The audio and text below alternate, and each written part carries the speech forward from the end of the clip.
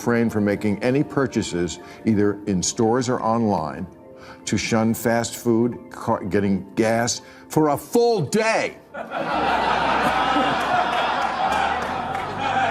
I know. That look on your face says it all. You're right. It's so fucking... We have the worst reading scores for 8th graders in 30 years. And nobody, not a governor, not a mayor, not a president, not a secretary of education is talking about it. We're all wrapped up. Look, in 7th grade, if I known that I could have said the word they and got in the girls' bathroom, I would have done it. Okay. No, this is a huge Democratic Party problem. If you look at Democratic cities, they are terribly run. They have incredibly high taxes. It is impossible to build, so the cost of housing... Let me finish, I give you a chance. The cost of housing is crazy in places like New York and Chicago. Bill Maher just did the unthinkable. He got CNN's own Fareed Zakaria to admit, wait for it, that some of Trump's policies were actually good for America. Cue the dramatic gasps and awkward silences back in the CNN green room. On Real Time with Bill Maher, Zakaria squirmed, laughed nervously, and ended up blurting out some uncomfortable truths, almost like he forgot which network he was representing. Trump wants to sell a visa. You get permanent residency. By the way, we are hardly, I looked this up, we are hardly the first country to do this. Doesn't mean it's the right thing to do. But, you know, I remember... Yeah, we actually have a version of it. It's sort of called, I think it's called the EB-5 or something like that. So it's fine to do it. I actually think, maybe it's because I'm, very patriotic. I think 5 million, we should be charging 20 million, or, American citizenship is worth more than that. It comes with Ukrainian minerals, though. But what I love about Trump is, he said, you get the green card, but with this, the gold card, you get extra privileges. like what? You get to vote twice? It wasn't just an interview. It felt like a full-on masterclass in delicious irony. Maher dropped truth bomb after truth bomb, while Zakaria awkwardly chuckled at the chaos his own network helped create. And man, it was a scene. I had to double-check if I was hearing it right. Fareed Zakaria, yes, that Fareed Zakaria from CNN, the same network that practically has a Trump-bashing playlist on repeat, actually admitted on air that Trump's gold card permanent residency policy was a smart move.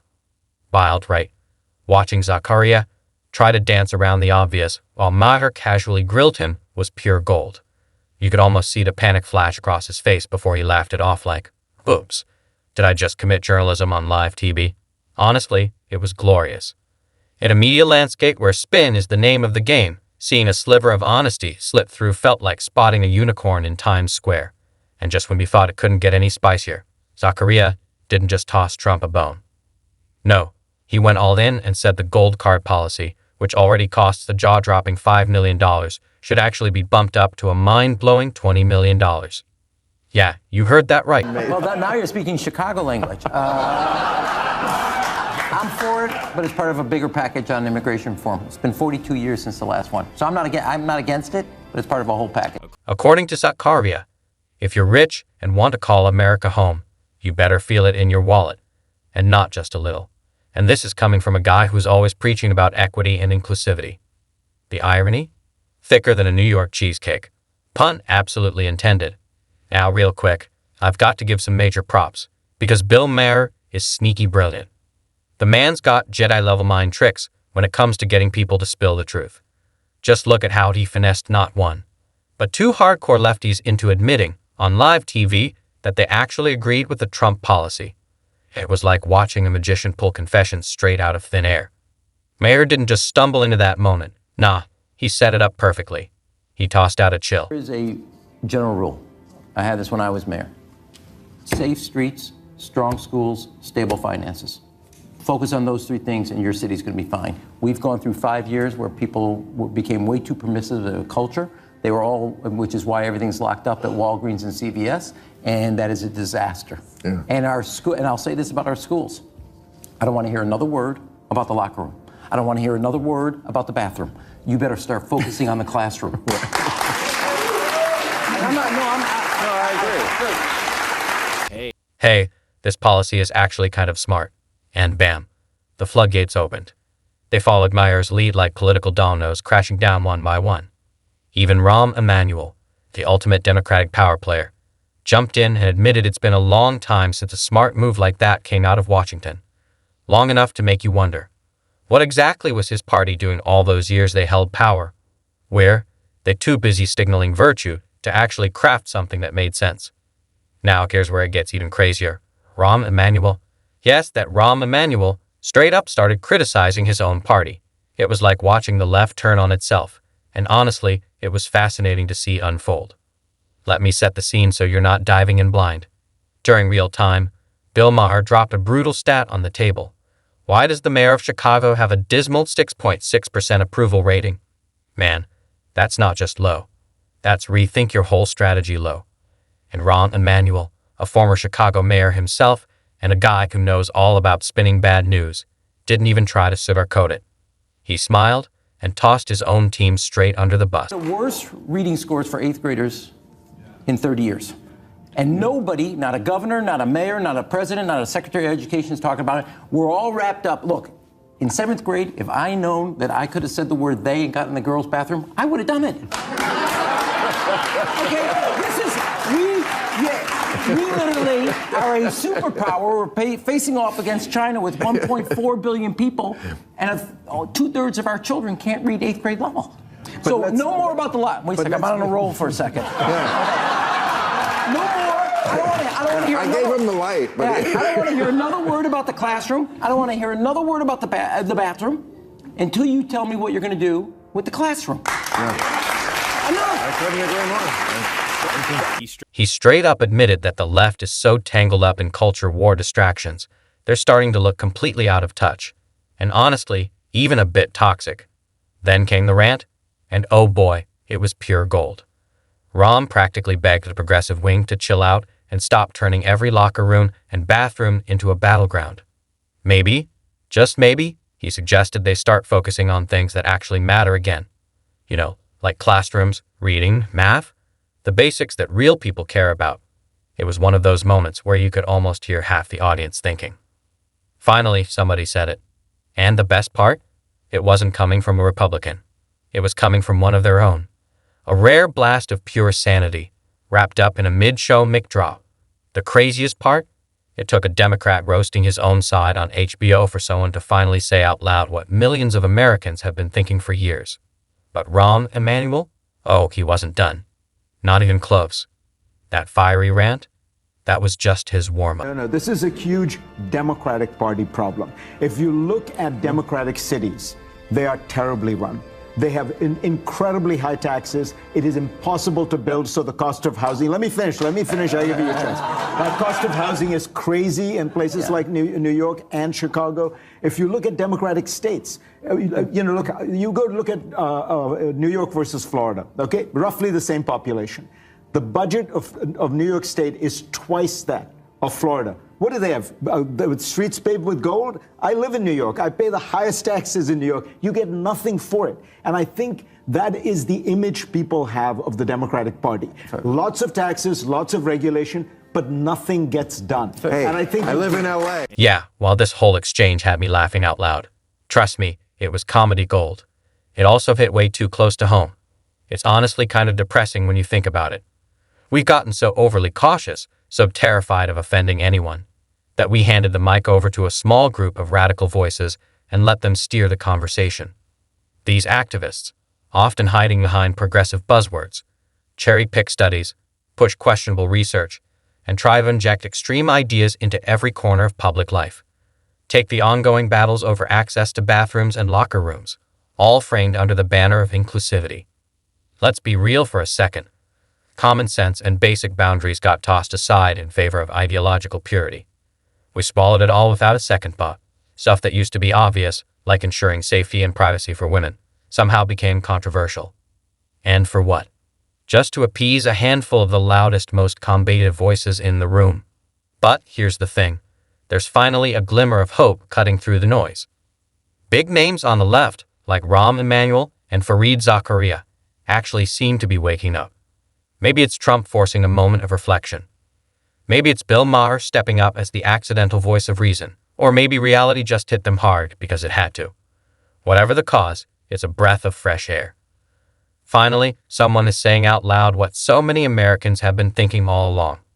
And Bill Maher didn't just get them to reluctantly admit Trump might have done something right. He pushed it further. He got them to turn on each other. It was like a political episode of Survivor, only with designer suits and passive-aggressive finger-pointing. Rahm Emanuel and Zakaria didn't even try to hide it. They started tossing blame across the table, essentially pointing fingers at their own party for the mess we're all stuck living through. Democrats have to own this and realize the answer to everything is not more taxes, more regulation. People are fed up of that, and they feel that it isn't working. The Democrats, look, as somebody who produced the best graduation growth in the country, and we changed our high school. You were a good mayor. I agree. No, that's not the point. The point was we changed, but I'll take that. The point isn't the rules. The point is the results. And the party has gotten way too focused on what the rules are. And I do agree with you on this. We have made it impossible to function as a city or as a state. Just listen to the way they started rattling off the wreckage. Sky-high cost of living that's squeezing everyone. Red tape so thick you'd need a matchy to cut through it. Small businesses getting crushed left and right. Inflation going wild. Taxes that make you question every financial decision you've ever made. The hits just kept coming. It was like they all suddenly had a group epiphany. Wait a minute. Maybe we're the problem. And this moment, it wasn't just another round of political theater. This was poetic justice in real time, raw, messy, and absolutely incredible to watch. After 4 years of non-stop lectures on how to properly run the country, the left is now publicly tearing itself apart in a full-blown blame fest. And honestly, we're here for it. Grab the popcorn. Because when the very people who helped build the chaos start questioning their own blueprint, you know the whole narrative is collapsing. Now here's the real million-dollar question. Did Zakaria just have a sudden, dramatic realization, or has he been quietly nodding along the whole time while Biden drove the country off a cliff? Let's not kid ourselves. CNN hasn't just been reporting politics. They've been running a full-blown anti-Trump campaign. Skewed panels? Check. Echo chambers stacked wall-to-wall with Democrats, while one lone Republican was thrown in for balance? Check. News reports that felt less like journalism and more like carefully crafted hit pieces? Absolutely. You already know. Example of this example. Here, obviously in LA, it took a fire and a natural disaster to make you realize, you know what, that rule's not that important. In Pennsylvania, a bridge collapsed. All of a sudden we go, well, that environmental rule is just not important. We got to build a bridge. It's much more important. And I think the Democratic Party should take a look at it and say, we're going to be honest, like we did in 1994 with reinventing government. Everything is on the table. Nothing is safe. And we're just going to look at it and say, that's essential. Those two things get out of here.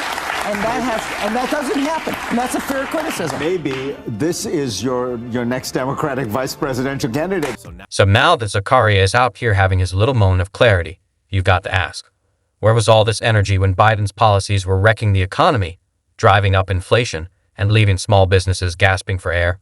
Was it professional loyalty, political pressure, or just survival mode? Staying quiet to avoid getting pushed out of the club either way is not a great look. Because if he knew and stayed silent, that's deeply questionable. And if he was actually clueless this whole time, that's just plain embarrassing. This so-called awakening feels a little too convenient. It's not heroic. It's what happens when the truth stops knocking and kicks the door in.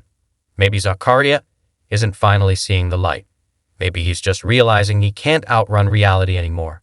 And that, right there, is what so many of us have been shouting from the rooftops for years. If the Democratic Party even hopes to make a real comeback, one that actually connects with everyday Americans, they need to cut the theatrics and get serious. Fast. No more political dress-up. No more pretending every fringe issue is the battle of the century. It's time to throw everything on the table. No fluff, no distractions, and definitely no more policies that ignore basic common sense.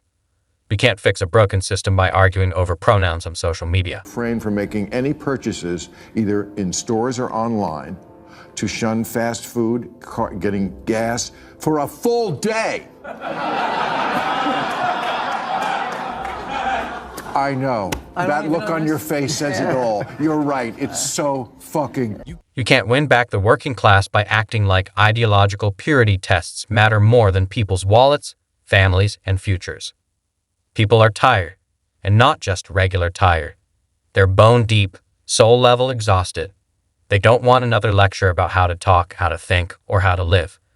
They're sick of being treated like clueless outsiders who need to be educated every time they ask why groceries cost double. They want real results, not another round of virtue signaling theater. They want actual solutions, not half-baked social experiments that blow up in their faces. If politicians can't get their heads out of the clouds and back into the real world, the one where people are worried about rent, safety, education, and keeping their jobs, then trust me, they're going to keep losing. Big time. So yeah, if Democrats are really serious about making a comeback, they've got to ditch the echo chambers and get back to what truly matters to real people. Common sense isn't a partisan thing. It's just been missing in action for way too long. At the end of the day, Bill Maher didn't create the chaos. He just held up a mirror, and the left didn't like what it saw staring back. Now, with big names like Zakaria and Rahm Emanuel starting to break ranks, the cracks are getting harder and harder to cover up. If Democrats want a real shot at redemption, it's not going to come from more emotional grandstanding. It's got to start with some truth, real accountability, and maybe, just maybe, a little common sense back in the mix. And that's a wrap for today. If you enjoyed this one, smash that like button and hit subscribe so you don't miss any more spicy breakdowns just like this. Thanks for hanging out, and I'll catch you in the next one.